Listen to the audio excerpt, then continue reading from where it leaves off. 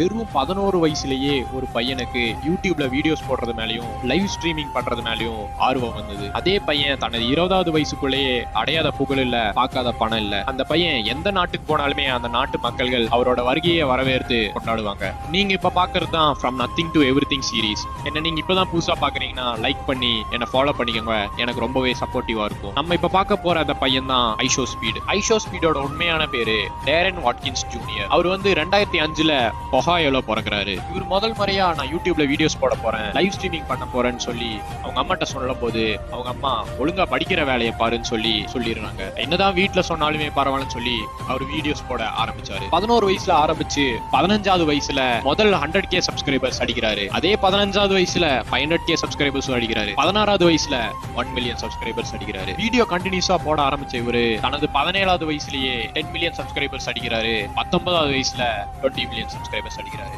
வெறும் 17வது வயசுலயே Lamborghini car வாங்குறாரு. அந்த கார்ல தனது ஐடலான ரொனால்டோட ஸ்டிக்கரும் ஒட்டி அதுக்கு அழகு பாக்குறாரு. இவரு கான்டென்ட் கிரியேஷன்ல பல பேருக்கு இன்ஸ்பிரேஷனா இருந்தாலும் தனது ஃபன்னி கேரக்டர் மூலியமா பல பேர்த்த சிரிக்கவும் வச்சு பல பேர்த்த டிப்ரெஷன்ல இருந்தும் வெளியெடுத்திருக்காரு. The legend I shall speak.